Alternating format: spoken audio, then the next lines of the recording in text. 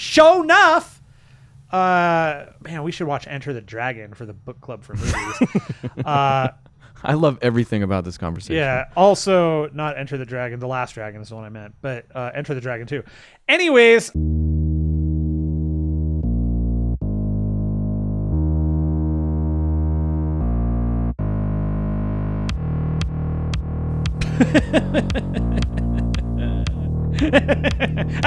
Welcome to Zero Hit Points, everybody. It's March 27th. I'm Ryan Miller, introducing the Honorable Matthew T. Amber. Hello, family and friends. It's lovely to see you. You're all guilty. Kind of want to begin the show with the People's Court theme music now. Or start it in the middle of the show. Yeah. Just put that anywhere whenever we decide we're going to have a judgment on something. My mind is running wild with putting that theme song at just random points throughout this entire show. Will I do it? I don't know now. Only you'll know by the time this gets put together. Not you, the viewer. Yeah, no, I really hope you do, though. It'd be a lot of fun. You won't find out until way later. Yeah, months, possibly. Years, even. Somebody may mention it to me in passing when I'm 50 and go, remember that time? I don't know why I'm this old and this is suddenly how my contemporaries talk. 50 years old and we're codgers. It's going to loop back. Yeah, no. 50 years into the future, everybody's just going to go for 1940s newsreel. News from around the world. This week, bombs are falling. Not the kind you're thinking of there, buddy. We're talking about bombshells in the form of candy. I don't know. What? It was like, you think about that, and I realized that whenever those things happened, it was like either something about war or something that's probably inherently sexist. No, I got that, but where did the candy? Was it my well, I don't know if my wife is a bombshell, her name being Candy. She could be. Or if there are bombshells full of candy. And then I was like, maybe he's like making a veiled reference at the guy who like dropped candy during World War II. You hear about that, dude? You know what? You have found the layers of my Christopher Nolan-esque joke. He would drop like candy bars with little parachutes on them into war zones. Good. I love the idea that like that whole stupid Pepsi commercial where some Kardashian is like, hey, look, I can stop police brutality by giving you a Pepsi. Like, it started back then. This guy was like, I've got an idea. I'll drop Snickers bars. Everybody will stop. Well, except that's like a true and tender story. Like, this is the Kardashian. What you're talking about is what if that story? commercial was the Kardashian in a plane, like flying over war zones and being like dropping little Pepsis with umbrellas. Yeah, no, what? I don't care, with umbrellas. Yeah, little Mary Poppins Pepsis. Because look, those floating on down. Those Pepsis have won their freaking battle royale games. All right, they finished out first place in Fortnite. That's all right. You get like a little. You get an umbrella. Okay. That's the joke. Video games, you say? I don't ever talk about them. 0 Hit Points. What are we doing? What is this? 0 Hit Points is a podcast about video games. We do a lot of that type of stuff. We also do a movie podcast. You should check that out on Thursdays. But today, it's about video games we've played and maybe a little bit about what's going on in the industry at large. Okay, I actually did play a video game this week. I promise you. And I'm real excited to talk to you about it. It's a game called For Honor. Okay. It's made by WeLoveUbisoft.com. Okay. Are you familiar with this? So familiar. Okay. Really? How familiar? It hurts. On a scale of 1 to 10, how familiar are you? 9 and 3/4. Great. So, we played this at PAX. We played it, the beta when it came out. You guys go back and listen to our thoughts on it. Go far back. There's a show. Long ways away. But long ways away. In a galaxy, long ways away. Movies are fun. Yeah. We should watch Enter the Dragon. The Last Dragon would be... sorry. Yeah, that's the one. Show enough. So I started playing For Honor this week, and our... But one of the things that we had kind of gone over with when it originally came out was the fact that it was very multiplayer focused, which was kind of a factor wasn't huge for you at the time, especially. Seemed like a very cool, well-made game for not me. Yeah. I thought. So I decided to give it a shot after some discussion with the community manager, Eric Pope, on Twitter. We had a little back and forth, and he sold me on it a little bit. Really? And so I started playing it, and right off the bat, I got to say, there's a single-player campaign. I don't know if that was there at the beginning. I don't know if that was recently added, but it's real cool that it's there. And I'm having a lot of fun with it. I remember. I mean, you'll have to tell me what you mean by single player campaign. I know they had something there, but it was kind of what's always there for games like that. It's more of a tutorial than anything, and it's not necessarily concentrating on telling a story per se. It's just kind of like get familiar with the mechanics. Here's some bare bones stuff and a progression system, maybe at best. Yes, but it also does have a story to it. All right. Like it's you get 3 little stories that are it's a one thread that you go through the nights, and there's like 6 little sub stories where you play the different couple of the different kinds of knights that are available for like the multiplayer stuff, because you've got different character styles. There's the like crusader guy, and there's there's like an assassin lady and all this stuff, So the game kind of takes you through in a tutorialized kind of fashion, but with actual story, with maps built for it. Like there's a linear story thing you're following, and you're it's not anything crazy special. It's just a more linear version of the multiplayer stuff with larger levels put together for it. Yeah. Okay. Yeah. I'm pretty sure that was in there. At the very least, that's exactly what I was expecting. Yeah. I just didn't remember. It's been so long. But it's really cool. It takes a little bit of time. I'm playing all of them on hard difficulty, which is the second hardest. Realistic is the most difficult, and I'm not ready for that, guys. Sure. It's too realistic. Swords a swinging. Yeah, you start playing and your wife is like, "Hey, could you do something for me for a second?" No! It's super realistic. And then the game crashes and it shuts itself off, and then it files for divorce. It's weird. It's a very realistic game. It is. Yeah, it's kind of weird. But the campaign is kind of set up so you play the different characters for the knights, and then you do the Vikings, and then you finally get to do the samurai. And I'm just getting into the. I spent the whole weekend what I could play. So probably I don't know, maybe 3-4 hours was the Knights campaign. Nice. Gives you a really solid foundation moving forward, and as you go, like they do definitely iterate on and remind you, hey, don't forget you can do this thing. Don't forget you can do that thing. And the like once you start getting into the combat, it's really, really shockingly deep and very entertaining to kind of figure out, because it is a game where you are almost quick time eventing against other people, quick time eventing, right?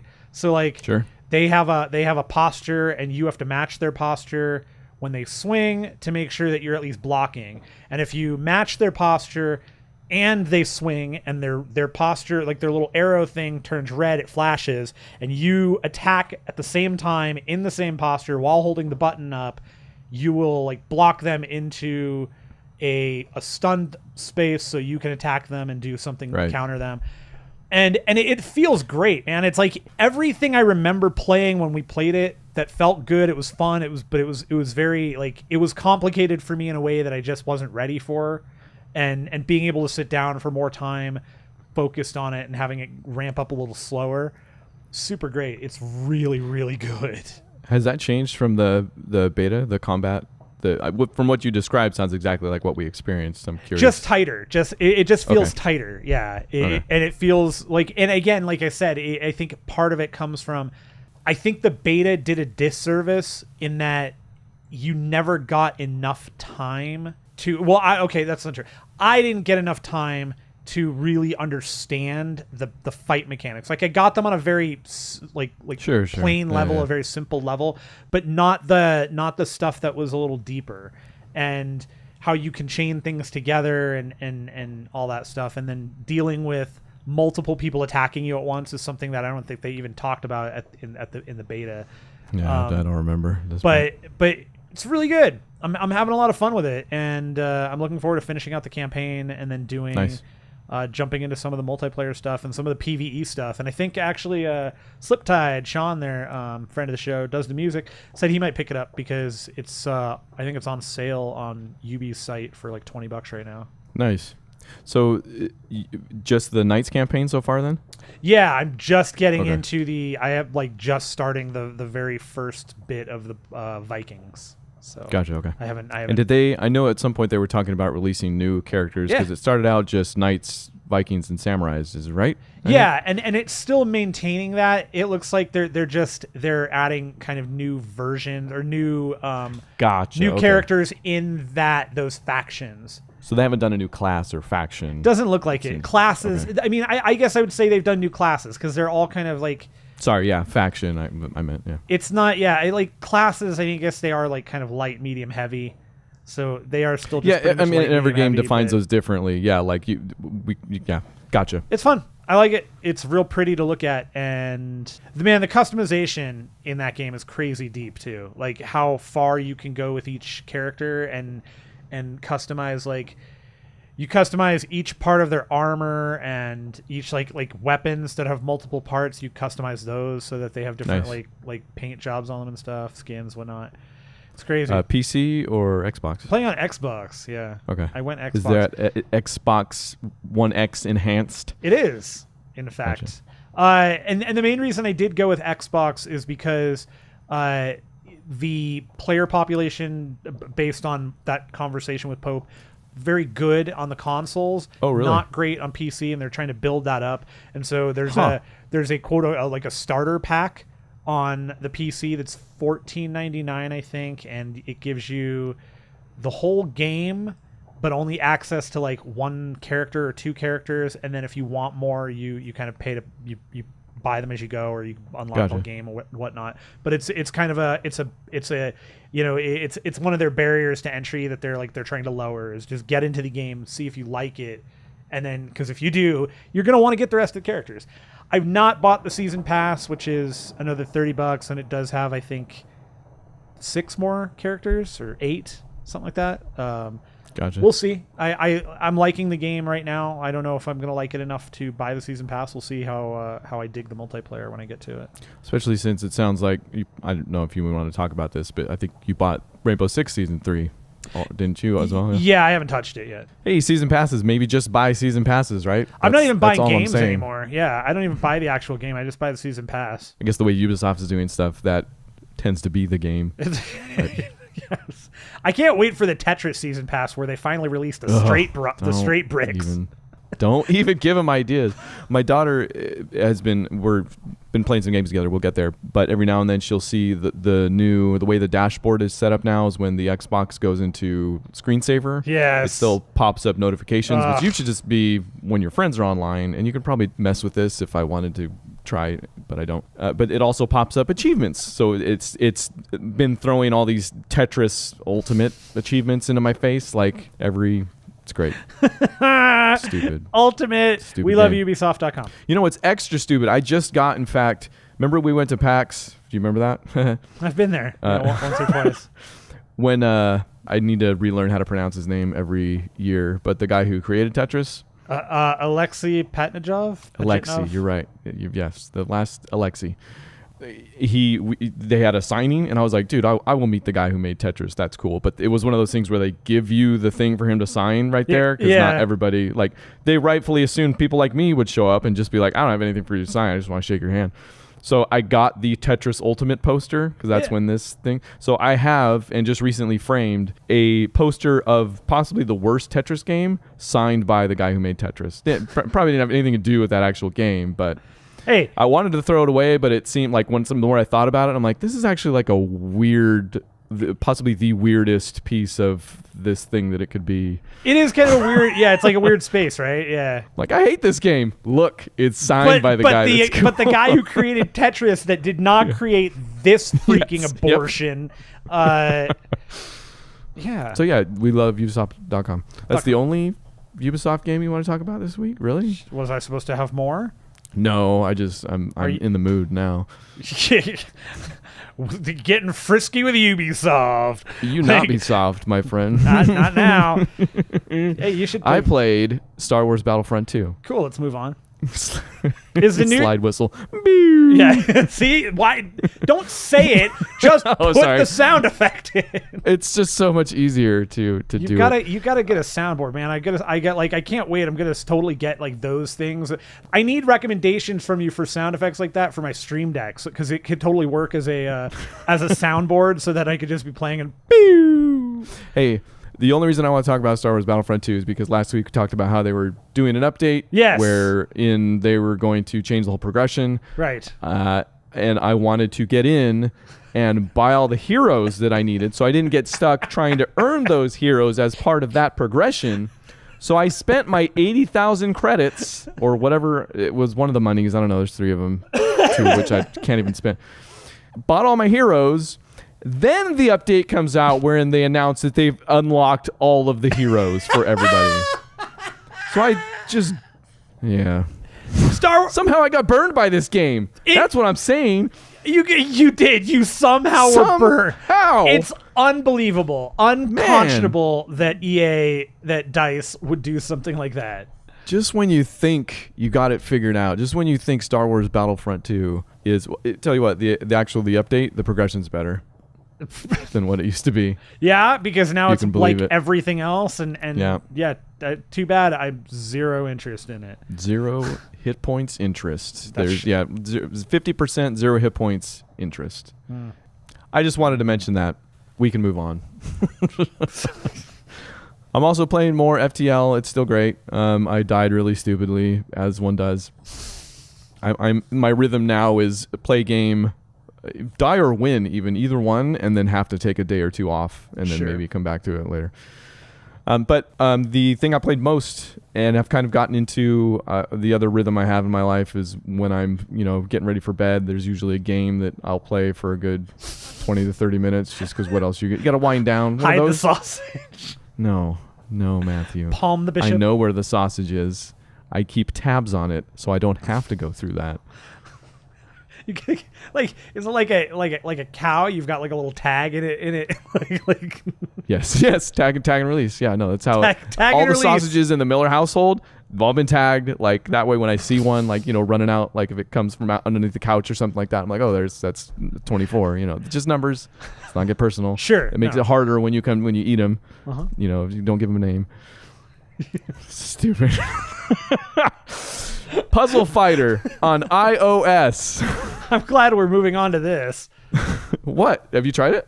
Puzzle Fighter? I played it like Puzzle Fighter like 1,000 years ago. Yes. Okay. Yes. It's probably. I never played any of those. I know this has a long history. It's a storied franchise. I guess. When I played it, it was just like Ryu from Street Fighter, I think. So far, so good. And keep going. Chun-Li, I think, was there too. That's also my second character. Okay, you sure you haven't played this thing? I don't think it's that old. No, like I said, I played Puzzle Fighter a long time ago, but I don't know if this is the same thing. I don't know. Apparently, hasn't changed much. The same updated, like if it's the same concept, same game, that's just an iOS version of it. I don't know. So it's the Street Fighter character. Actually, it's Capcom characters. It's not just Street Fighter. They are what I think are chibi. Yeah. Small versions, cute little versions. Very cute. It does start you off with Ryu and Chun-Li, and you are doing, it's not match 3, but you are playing against somebody, and you have to put the gems together. They will combine to create larger gems, which then you can break with activators, like little shiny balls. Sure. That set stuff off. Depending on the pattern that you do, you will attack them in different ways with different amounts of power. And those different attacks you can level up, and et cetera, et cetera. Is this still how am I doing? Yeah, no, it sounds pretty familiar. Okay, all right. So what's probably different, if this is a newer version, is that they've done a lot of kind of what Mortal Kombat Mobile did, and Injustice Mobile as well. Mm-hmm. Like you earn a number of cards towards a move, and then when you get like X out of X amount, you can upgrade that card using coins is the currency. Oh yeah, that's kind of annoying. Yeah, it's not my favorite part. I'm having enough fun with it without getting too deep into that, without spending money also. So I don't think I like it good enough to start spending money. You earn gems that you can turn in for more coins that you can use to upgrade your stuff. There's events. There's single player-ish stuff where you can play against the computer that earns a progression towards a chest that you can open the chest and get more stuff out of it. So it's very much in that vein. But the gameplay itself is actually really cool. I mean, again, first puzzle fighter, so I'm sure everybody knows this already, but that seems like a solid idea for a game that they've done here for 30 years. No, they were always cool games. I mean, like I said, the one I played. I remember Mortal Kombat did one in, maybe it was 9, something like that, or X, or I don't know. But they did one of their characters, and of course their characters were like the most fun to see in chibi form because they're just. I'd be into that. They're ridiculous. It was for iPhone or what? It was in one of the games. Like it was a mini game in one of the actual I freaking remember that. It was the one that had everything though. It was the one that had like it had like a kart something too, didn't it? Like a kart racer. Yeah, there was a kart racer to it. What the heck was that? Deadly Alliance? Maybe it might have been Deadly Alliance. Yeah, I honestly don't remember. I just remember that there was like 4 different games, and there was a chess game too that used the combat the characters, and I actually really liked the chess game. That was really novel. Dude, I miss. In fact, I'm trying to think because I had the one that also had the huge RPG mode in it. That was Deadly Alliance, I think. Was that? Okay, I can't remember. I can't remember what the subtitle is on the other one. There's like Mortal Kombat Deadly Alliance, and then there's another like there's Deception. Not Annihilation. Deception. That's it, right? Yeah, I miss little modes like that. Like I wish they would do some bonkers garbage like that for the next Mortal Kombat or Injustice. Like I can see why they wouldn't. It's probably a lot of resources to put into something. They were fun. Like I mean that's the thing. It's like it was cool and you're looking it up, are you? I am. Oh, it was Conquest mode. It was from Mortal Kombat Deception. Okay. Yeah. So I had Deception. Was that, and that Deadly Alliance must have been the one with all the little modes then, wasn't it? And finishing Conquest mode unlocked chess combat. Oh, cool. That's why I never played chess combat. Conquest mode at the moment was dumb, and I could tell. Looking back, still dumb, and I can tell. Yeah, you're not wrong. Loved it. It was good. No, like I finished. I finished it. I remember going through it and finishing it too. Like because I was super into like how bad it was, even like back then. And I remember. There was a point where I got stuck and I could not figure out how to progress, and I found out that it was a bug. That's why I didn't finish. I couldn't finish the game or something. And then there was a way to get around the bug, and and I guess I found out somehow. You smart, me not so smart. All right, we neither of us played Deadly Alliance or Mortal Kombat Deception recently. But that is all I played this week. Kind of. This goes into something we've kind of want to talk about for a bit because the mode I did play has been out for weeks now already.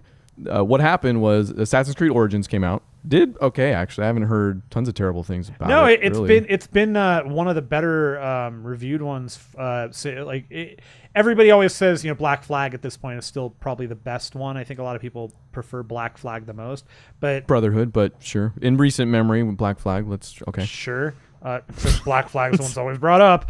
It seems to have gotten some good thumbs up for quality here. And the thing they did most recently was release something called a Discovery Tour, which was this kind of educational pitch where you could walk around and check stuff out. We probably mentioned it. I'm pretty sure we mentioned it when news came out about it because it sounded interesting. It sounded cool. Yeah. I was totally into the idea. Like I like the Assassin's Creed games. I played 1, 2, Brotherhood, Revelations, even Unity, for gosh sakes. Might have been the last one, actually. Oh, no, Black Flag I did play also. Unity. Okay. I believe is how it's pronounced. So, but I've taken some time off, and in our coverage of Origins itself, it just, when it was coming out and they were releasing footage, and we saw some of it at PAX, and I waited in line for it for maybe 2 minutes before I saw somebody playing it on a screen and went like, oh, yeah. And then left. Assassin's Creed. I've played that game before 7 times. But this educational mode I'm into because still with all of those games I have played, like my favorite part may have been, even at the times where I liked the combat or the story they were trying to tell, my favorite part may have still been the historical, even faux historical stuff that they do. You know, like you walk every time a new area opens up, it tells you about the building. It's a faithful recreation of the building. Like there are moments where we'll be flipping through the travel channel and I'll recognize a building because I know it because I've been there. You know, like stuff like that. That it's just I loved it. No. It was one of the things that allowed Beth and I to connect on a different level because I've never been to Italy, don't know anything about Italy, but she loves Italy, and so when whatever the last one that actually took place in Italy was, I think 2 and 2 Brotherhood at least. It might have been. I think it was 2. I don't think it was Brotherhood. Either way, but it was like when she came in, she saw me. I was climbing the Duomo. And she went, "Oh, that's so cool! That can you go inside it?" And you could go inside portions of it. And she's like, "Oh, if you go down this street and then go left, you'll see this thing." And that would be there. And so I would go and 9 times out of 10, whatever she was talking about was there because she knew that area so well. It was really cool. That's cool. Love that stuff. Always love that stuff. Like the whole codex that they build out of it too. Like read every single one of those entries all the time. Yep. So Discovery Tour comes out and I'm like, man, I like literally got me to buy the game. I bought Assassin's Creed Origins this week. You bought it to learn? You nerd. Stupid. But also because I wanted my daughter to play it because I thought it would be a super cool way for her to get through that game. She's not quite at the point, she's definitely not at the point where I want her to be playing an Assassin's Creed game and, you know, slitting guys' throats and stuff like that. But she's also not to the point where she's super, like she's Lego competent at this point. Lego game competent, you know, like she likes Dimensions quite a bit, and we've had fun with that in the past. Sure. So this I thought would be a way for her not only to kind of own those skills, because you still have control over the camera. You're still moving a character like you would throughout any of the Assassin's Creed game, except you don't have any weapons or anything like that. But it's also this thing where, and I'm just going to get into it now, you follow a path, and along the path there are little dots where once you hit them, it'll automatically control the camera and kind of go into this third person, sometimes over the shoulder, sometimes it'll go beyond you or aerial, and show you this picture of an area and then give you the history on the area. But it'll also tell you like challenges they ran into in developing the game or developing that environment, which I thought was pretty cool. We'll get more into that later. But so I sit her down. It starts out with the introductory tour. She's going from point to point. She's kind of figuring it out. She's getting her bearings, like figuring out the controller. I showed her how to move the camera. Yeah. And gets into the city because it's Alexandria is where this is at first. So there's lots of stuff on Alexander the Great and the founding of the city and stuff like that. Some of it's probably a little bit over her head, but still really interesting, and she's still loving it either way. And then she gets to the point where the environment, because it's constructed in a way that there are still NPCs everywhere and they're doing kind of daily life type stuff. So you get an idea of you know, what was going on. It's cool. But she figures out she can go to these people, and the default animation for, you know, running around into a person is pushing them out of the way. So basically she discovers that you can push people by running around and, you know, getting to them. So the default state of man is pushing people around. We will graduate this now. I'm just letting you know. She finds that out, does that for a good 5 minutes. I'm like, okay, you know, I'm trying not to push her in any direction, but she finally gets tired of that, goes back to the thing. She's figuring out also like the compass, like how it'll tell her where to go. Okay, yeah. So she finds the point, gets back on the path, it opens up, and then it's like press down to call your steed or whatever it says. Mount, I think is what there it is. Like, downhill from there. Yep. I was like, press down to get your horse. She's like, okay. So we've almost immediately graduated into trying to run people over. It's the default state of man, I'm telling you. GTA 5 was it's not GTA, let's put it that way. It's no. People want to run people over. That's just in a video game where it seems like you have complete control and autonomy, you want to find out just how far it goes. Or where you have limited autonomy, you just want to run some people over with your horse. You know what? First and foremost, when Red Dead comes out, man, she is going to have just a fun time. Luckily, the people don't die. They just get really inconvenienced. They're like, hey, stop running me over with your horse that in every other reality would murder me. But she's stoked on the horse, man. She loves that freaking thing. Like she's using it to get to all her paths now. You can hit a button while you're on the horse that'll start it automatically following the path. But she's also, it's opened up the world. She's starting to explore a lot more. But eventually she gets back into it. We go on a second path where you can open up the menu and it basically shows you a list of all the places you can go, and you just fast travel to them and it'll start the new path. And so she takes a look at that and she's like, and then one of them was like parties and something. She's like, parties. And I'm like, great. This will be fantastic. So she does that one. And I don't know if this was in that path, but in the kind of path through entertainment, I think it was, it takes her to the library. So it worked out anyways. Nerds. Yeah. What kind of parties are these? But it was this cool thing too, where it did dip into the challenge of developing that, because the library at Alexandria doesn't exist anymore. That thing got sacked and burned and torn down. They don't know really a lot about what was in there, but they know what was in other libraries around. So it goes in kind of it comes with like 2 to 3 paragraphs each per entry. So it's not a ton, but it goes into a little bit of detail about how they had to pull from surrounding libraries to figure out kind of what this one would have looked like in there. Yeah.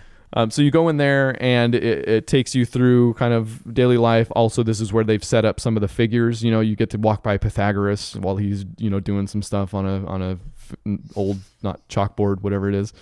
I like to imagine him like like being some weird creeper guy who's like, don't look. I'm curious if they've taken if they modeled these characters after like the busts of some of these surviving the best not part surviving yes, some of these very surviving alive. busts. Pythagoras is very alive. Yeah, no, I love the idea. Why it'd be even better if they just did a replica of the bust and didn't let his mouth move, but they still voiced him. No, they are people. I just didn't know if they were like boilerplate NPC design. You know what? I am so tired of that. People? Yeah. Fair enough. This is not something I want for the broad future of educational games, but man, it's freaking amazing. Like, it's so fun to go through that, watch her play it, even just to, again, it's the thing I was into before. Like, take that one thing that I said I loved about all those earlier Assassin's Creed games, build it out, make it freaking amazing. Like, this is that mode, and it's awesome. Like, and it looks, part of the reason it works is because it looks amazing. It looks just, it's the best looking Assassin's Creed, one of the best looking games, period. Nice. That old thing. That old chestnut. It totally works. Not in a way, like I said, that I think this is the future of all educational games, because there are games that I think we both played in the past, educational games, that had an impression, right? Like, we still remember them and probably shouldn't for any number of reasons. Which ones, especially you, do you remember? Yeah, I mean, the ones that obviously come to mind are Oregon Trail and the Carmen San Diego, both Where in World and Where in Time. Okay. But there were like Math Blaster and Math Rabbit and... Jeez, would you go to an educational game school or what? Spellevator was one that I remember playing. That was pretty cool. Jeez. I have like 2. And then, yeah, I mean, and then we did have access to some of like those older games that were adventure games that I wouldn't necessarily call, like, I wouldn't call them educational games, but they took cognizant. It was some level of cognizance, you know, get through some of them, you know. Educational in the way that all games are educational. Like, they teach hand-eye coordination. They teach, you know, in this brain case training. it was like logical and stuff and gotcha. Yeah. Yeah. Problem solving, sure. Which is part of the reason I say this is not the future of educational games by any respect, because there's none of that in Assassin's Creed Discovery Tour. Like, you're not solving problems. There's no actual mechanics at play. There are little spots along the way. There look like little white circles on the ground that you can move your character into, and then a animation will take place. Like, there's some in front of books. You'll go in front of those, and she'll start like looking at books or pulling down. There's one in front of a chair. You can go and sit down, and she'll pull out a scroll and kind of start doing some writing and stuff like that. So that was cool. It definitely looked like they're using all of the Assassin's Creed Buffalo parts there, but what? Nothing. This is not Assassin's Creed 3. There's no buffaloes in it. But yes, there's also games that teach actual information. The 2 games I remember from my childhood are Lemonade Stand. Sure. But I'm realizing this is all by way of Apple II now. That probably, we had in our middle school, yeah. But that was the one where it's just text, and you're like, it teaches you business models or something. You know, you get to figure out where if you charge too much, nobody buys it. You know, stuff that video game companies are still trying to figure out at this point. Thank goodness for that. You know, like it's clearly demonstrably not used enough. I think we can see that throughout the world right now. Right. And then Carmen Sandiego. That was honestly the end all for me. And not even because I got to play it that much. Like, I remember never getting to play it enough that I could memorize it as well as some of the other kids did. Like, there were those kids that just breezed through it, right? They had the clues all memorized, right? So they didn't have to go. I never got to that point, but I remember loving that game so much and wanting to play it more than I actually was able to. Where in the world or where in time? Probably just where in the world. Where in Time is cool. That was the one that I liked the most because I remember it came with like a history book. It had a book that had like all these facts in it and stuff. Dang, you had wait, you owned these things? I owned that game, that particular one, because I owned that one for like the Nintendo 64 maybe? Maybe it was a 64? No, I didn't. Yeah. Think about it. But it came with a book. It had like an educational book. Like the other ones, none of the other ones. I didn't own any of the other ones. So I'll play. I was gonna say I've never. Yeah, I do. It's just all through school. Yeah. But like I don't know. I like where Origins kind of has taken this, and I do see this as being something that could be kind of a nice trend. You know. That like the considering where those games came from, like where educational games came from. And what we played, you know, you just go back and think about those, like great for the time because it's what was available. It was pushing that envelope, and it was still kind of. That's true. I mean, computers themselves were in their infancy, kind of type thing, right? Yeah, and for us, anyways. No, yeah, for sure. And like games like Oregon Trail were totally like things that it's educational, but also here's a way to introduce kids to computing. I totally love the idea of these things, you know, like more games putting in the Discovery Tour. It does come down to games that are going to benefit from it, right? Whereas you know, you make Oregon Trail to make Oregon Trail. You don't make Assassin's Creed to make a Discovery Tour, but I see the value where if you're going to make a game that has historical references, is historically based, like Assassin's Creed, where the truth is blurred, but it's not completely twisted, like say Wolfenstein, you know, because maybe you don't want a Wolfenstein Discovery Tour. So, I mean, I do, but funny, no, definitely. But it's funny that you mentioned that because the Discovery Tour still has loading screens when you load in between locations, and they haven't changed the tooltips for the loading screen. So one of them started giving facts about like Abstergo or something like that. Like it started telling the history of like this, and this, but then the Templars came and I'm like, oh no, this is fake history. I'm like, don't read. Like this is not the real. They probably should. That is real news. They need to fix that. Maybe. I don't know. Oh, I like it. I like it. I'm concerned my daughter's going to come away with the wrong idea about the Templars and the Assassin's Guild. She's going to go to school. What did you learn over summer? Well, I learned a whole bunch about Egypt and how the Templars are bad people. Oh, that's not true. That's exactly what a Templar would say. You're one of them! No! You're a Fed! I knew it! I bet you're a Mason. Snaps out her wrist knife. No, that's probably not funny. Punches your daughter in the head with that Mason ring, so it's like marked her.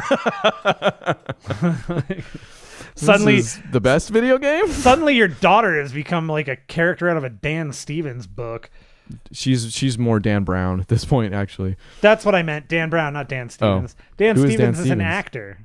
He's an actor. Does he write? I don't know. He probably can. Probably. I was just trying to make a joke about how Dan Brown's books are childish. That's fair. I just wanted to make a joke about a teacher punching your kid in the face with an insignia ring. Hey, we all have our wants and desires. And I want more AAA games to do this. Like what you say, I think, as far as like AAA games leveraging some of this stuff. And like I said, using every part of the AAA game Buffalo here to create something like this. Freaking amazing. Like the more games that freaking do this, I am so into it. It's brilliant. Like I don't know how many me's there are out there. Like I bought this game for this got a sale based on this alone. There's probably not a lot of me's out there, but I hope Nintendo's got quite a few somewhere.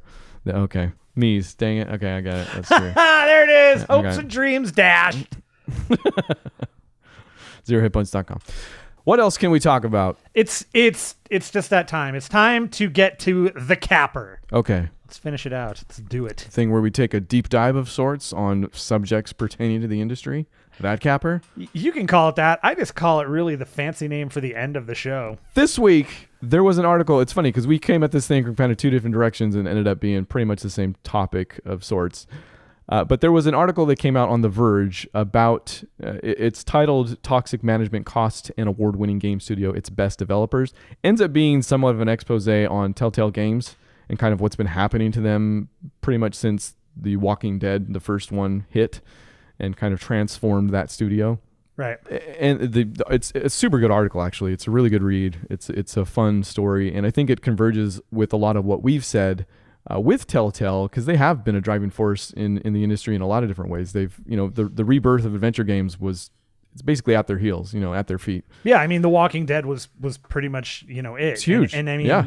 And considering where they came from before that, they had some of the original stuff. They had Sam and Max, and they ended up jumping forward and doing Back to the Future, which was kind of proto Walking Dead, and then Walking Dead kind of hit, and they ended up taking that style of Walking Dead, and that became their signature. Yes, very much so, and I think that's where we met, and I'm very more likely, maybe just with time and temperament, to not play games that aren't doing something terribly different from games that came before them. I played Walking Dead finally. I didn't get on the bandwagon right away with that thing, but loved it, and played The Wolf Among Us and loved it even more. Like, I think that's probably still my favorite, just from look to story. Yeah, all around. Agreed. But I don't know if I've played any other Telltale game. I think at that point I just... And you and I kind of talked about that right after Wolf had released. There was a pack that was released on every platform that was like every Telltale game. Yeah. And I went through Game of Thrones, Tales from the Borderlands, and Wolf Among Us a second time. But ultimately, what happened was kind of something that I guess we'll go into here.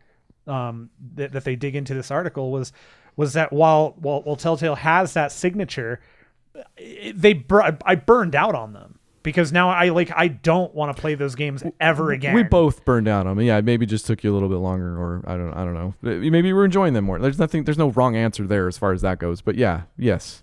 We're at the same place right now. Yeah, and one of the things that kind of goes back, that again we'll kind of get to with this this whole article, is that part of the thing that occurred here was, and maybe you want to drive into this a little bit further, but part of the thing that occurred at the studio itself was kind of a total vacuum of talent, and not just talent, but the vacuum of creativity. And so they were just churning out the same game over and over again with a different IP. And this article is pulling from, it says, numerous sources within and outside now, people that have left Telltale. And it does also include some rebuttals to these things that it's saying, because a lot of the stuff it's saying isn't particularly flattering to his name is Kevin Bruner, who ended up being the CEO, but was one of the co-founders, I believe, either way. So they're from the beginning. Yeah. Kevin Bruner and Dan Connors, co-founders, and at one point, Bruner kind of takes over as CEO, and Dan Connors is like below him, essentially answering to him. And some of the quotes they pull from these people in and now out of Telltale are stuff about how the focus on quality, this is a direct quote, focus on quality started to shift to let's just get as many episodes out as we can. The pace at which the studio operated was both an amazing feat and its biggest problem. And everything was always on fire from 4 different people. They got that one. Combined with, they did talk about a little bit of IP holder pressure, because they've got stuff running with Batman and Guardians of the Galaxy eventually, and so right. So they've got all these things going, and it basically leads to just this constant state of crunch, right? The thing in the industry where people are working 14 to 18-hour days, like 6 days a week, 6 days a week. Just the thing that it's well documented, it's out there, it exists, but what crunch does is, and they make a great point about that this in this article specifically, is it punishes the people that you want to stay at the team. Like they pointed out that Telltale is a company that has unlimited time off. Like you can take as much time off as you want, but the reason they can have that is because the people who really care are the people who aren't going to take unlimited time off, right? Because you take time off, the work doesn't go away. It just falls to somebody else. So what they have with this environment is something where people that really care, are the ones that get punished because they're the ones that'll stay there the whole time. And freaking newbies, like people right out of college who are like, I want to prove myself. Like the two people you want to instill with positivity are just getting rammed into the freaking ground. And then as they're doing this, they're also ramping up they start off, Telltale starts off as a shop of like sub 100 people. Now they're ramping up to 200 plus in order to meet demand, and they're still running into crunch because there's only so much bandwidth you can throw at a game, at a section. So then what ends up happening is they get the people who do want to innovate and kind of evolve leaving to do their own thing. And this is where we get Campo Santo, who did Firewatch, and Night School Studios that ended up doing Oxenfree. And games that received a lot of praise in their own regard. And you can see are interested in kind of evolving that genre, like doing something different, taking what maybe perhaps Telltale did in the first place with the adventure game and taking it one step further rather than just being like, oh, this works, here's the formula, let's go. Right. And they mention in the, one of the things that Telltale does fall into, which goes back to that whole that they've got, a specific look, a specific feel. It is their signature, is the fact that with The Walking Dead, kind of a flash in the pan where they were able to create a story that you cared about each of the characters, just like in comic books, just like in movies. But that kind of impact, and we talked about this. I think great example is we talked about this at Tales from the Borderlands. And in Tales from the Borderlands, there's a moment where they're trying to do something impactful. And to me, it just played real dumb. Like it just didn't come off. And it's when they spoiler alert, they kill Scooter. Right. And Scooter could have been written in an interesting way, but you don't care about those characters in that way. Like I never did. Right. So what supposedly happens here is that Brunner, with this apparent success of all these people leaving the studio, turns into a micromanager, creates a toxic environment, whatever, apparently is gone by 2017. And the company is seeing a shift, seeing a change, again, reportedly. But it's come at an interesting time where GDC has been going on quite recently. And at GDC, there was a group, Game Workers Unite, which has been forwarding this talk of unionization amongst game workers. And I don't think this is also a lot of the reporting coming from Polygon, brother, sister company to Verge, whatever. It's Vox Media, right? Yeah.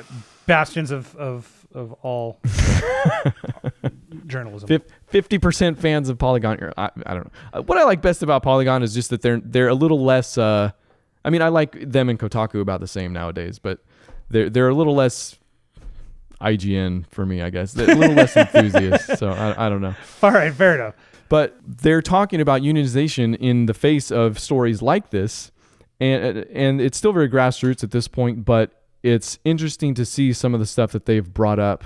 And this is coming from Emma, who doesn't give her full name, but also a girl, critic and writer, Liz Ryerson, who I really want to meet, if for anything, so I can go up to her and be like, Liz Ryerson? That's literally all I wanted to talk about. This whole thing was just to make that joke. And the best part is I didn't see it coming. I didn't know it was happening, but the minute you said her name, I was in on that one. I did recently watch Groundhog Day, actually. I didn't bring it in the show because it's just a given in life. But no, you watch Groundhog Day. It's funny. It's a good movie. Yeah, we should talk about that. It's a fantastic movie. Let's talk about that on a movie podcast someday. Okay. Thursdays at 7 p.m. There's no actual time. I just always like to. So Game Workers Unite, still very grassroots, but makes a lot of good points. And obviously in an industry where crunch is still a very real thing, can probably have some use. And I don't really want to get into the politics of unions and stuff like that. I'm not too late. Union buster. I just think it's interesting in the wake of thing. And this group rose out of Facebook to Discord to now its own website, but also has roots in the Me Too movement. This whole idea of people within power structures now being held responsible. Well, and I think one of the things that this also comes out from and is that I previously mentioned that Telltale starts off as a sub 100 base studio of people. They end up with 300 plus or something like that.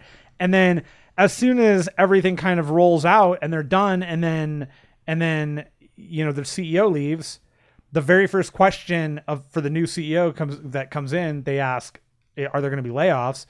And yeah, there are, because just like every other studio that makes this decision, when you get into that crunch area and you have to ramp up your development, well, that's great for the 6 months or whatever you need those people for, but then they're all fired again because they're not specifically when you now. ramp up development on one thing. No, formula. Yeah. That thing's you're gonna burn people out, and that's gonna be over. But beyond that, it's the constant. The developers are anybody who works in the industry is under constant fear of losing their job after a game comes out, because essentially crunch is seasonal work.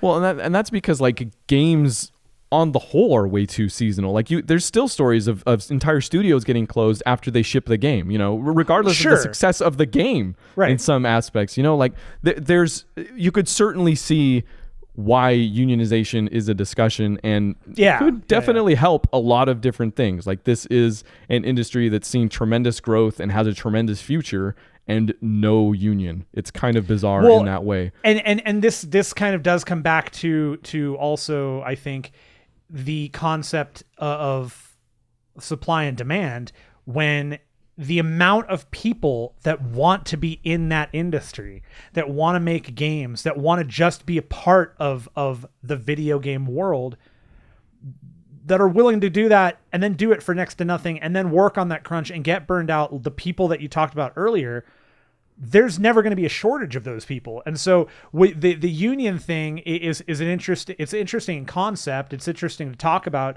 The hard thing is, how do you actually make that so it's effective and impactful to the game companies when they could just easily sidestep it and go, hey, college kids, want to come make a game? Yeah. And then, on top of that, of course, there's always going to be general workers who are anti-union, obviously, which we're getting into more deeper weeds here, but right. Well, and they do talk about some of the struggles. They talk about how the industry, the sheer number of roles within game making and the diversity of those roles make it harder. Movies has several unions at work within the film industry, right? You got the Writers Guild, and you got the Directors Guild, and you got the Guild of Grips. Argue the Grips Guild. That's Grippy got Guild. A nice ring to it. I don't care.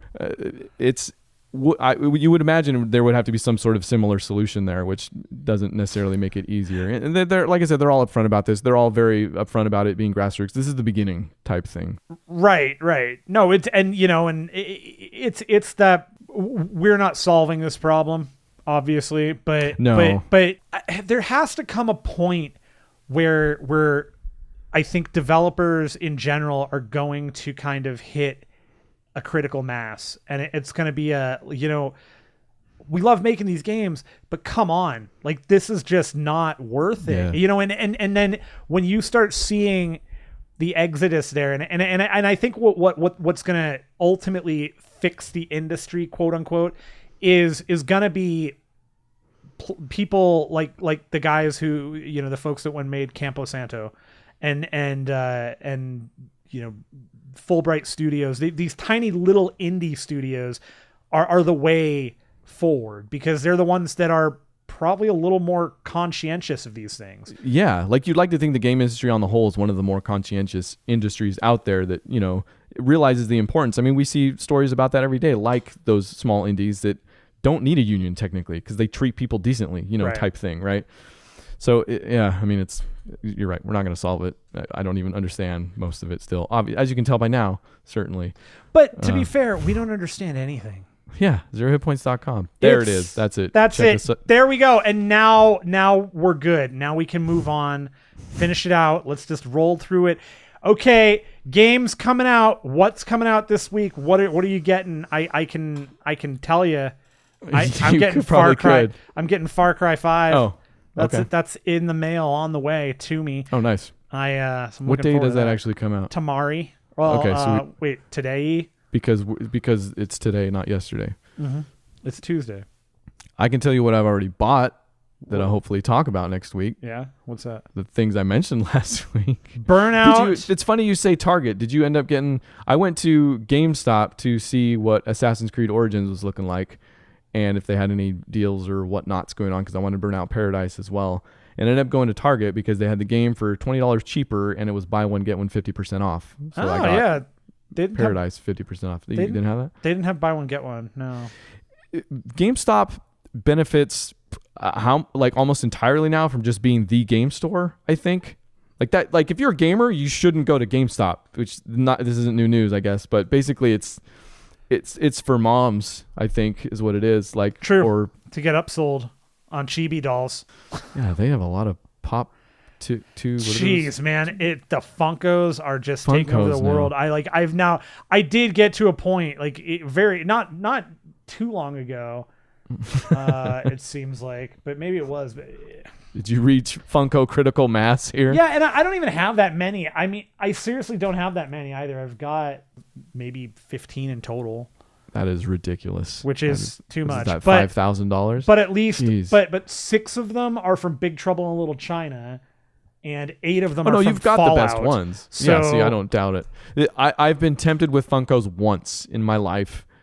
And it's the Cuphead Funkos, which I luckily haven't seen in a store somewhere. Yeah. Otherwise, I probably would have got them. But there's one Funko that I've wanted for a long time, and it was an original set Funko too. So it's like impossible to get, and it's the Shazam Funko. It's like $400. And you didn't get it? No, because I didn't. At the time I just thought, oh, whatever, I'll see it at some other point, and then I never saw it again. It wasn't $400 like out of the gate. Now it's $400, and I refuse to spend that much money on a friggin' monsters. Yeah.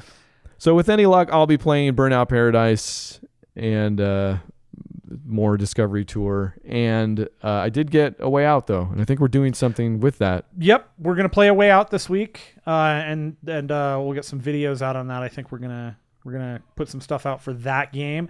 I'm going to play Far Cry for sure. I will inevitably play Fortnite this week and probably something else. All right. There will be games. The Daniel Day-Lewis. There will be games. Also, that we do a movie podcast every Thursday. Check it out. Book Club for Movies. That's 0 Hit Points. You can find us at podcast at 0hitpoints.com or on the websternets. And we will see you next week, and it'll be great. Thank you for coming, and goodbye next week. Goodbye.